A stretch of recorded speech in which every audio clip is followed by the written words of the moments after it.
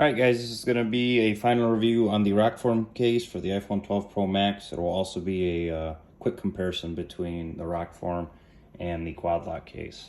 Let's get into this.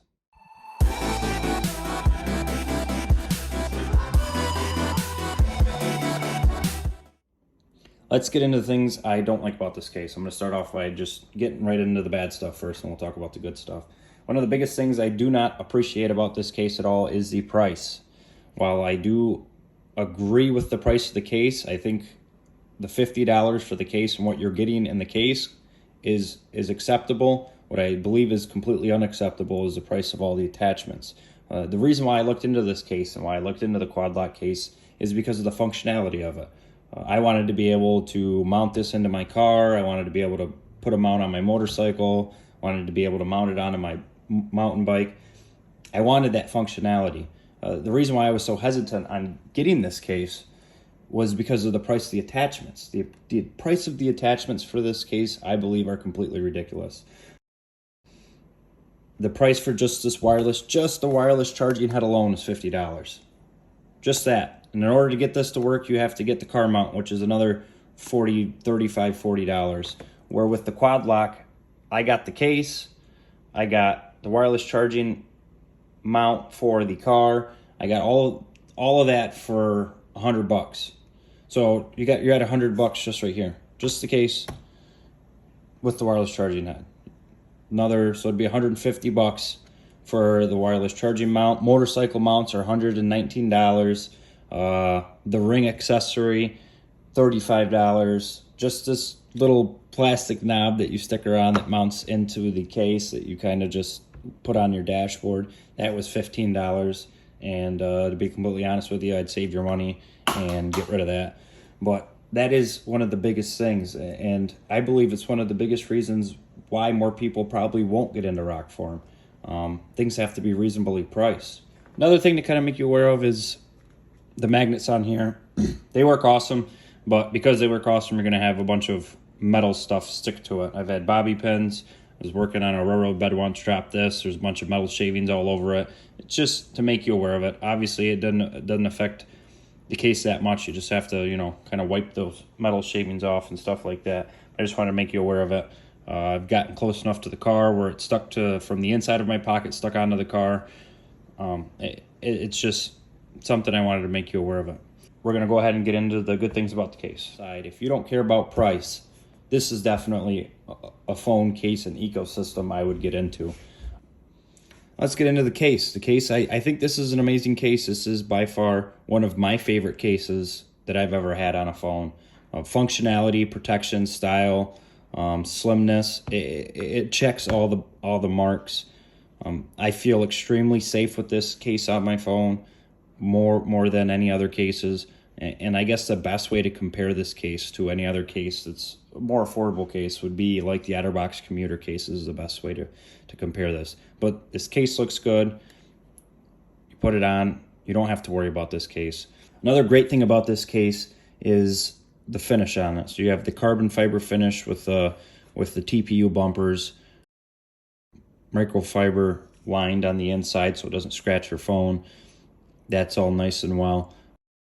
But there's no signs of use on this. I mean, I've dropped this phone on concrete, on rocks. I don't baby my phones, but I also don't take care of them as much as I should. There's really no signs of use on this case. For how many times I've dropped this thing, I'm surprised that it's not all scratched up and dinged up. It's held itself pretty good, and that's one of the reasons why I wait so long to put these videos out. To have a case for a week and to push out a review is tough because you haven't really used it.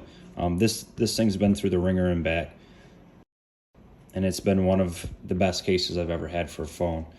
Now, to get into the comparison of this case between the Quadlock, let's start off by the use factor. You can look at this case and see that it's scratched, it's dinged. Paint's peeling on the sides there.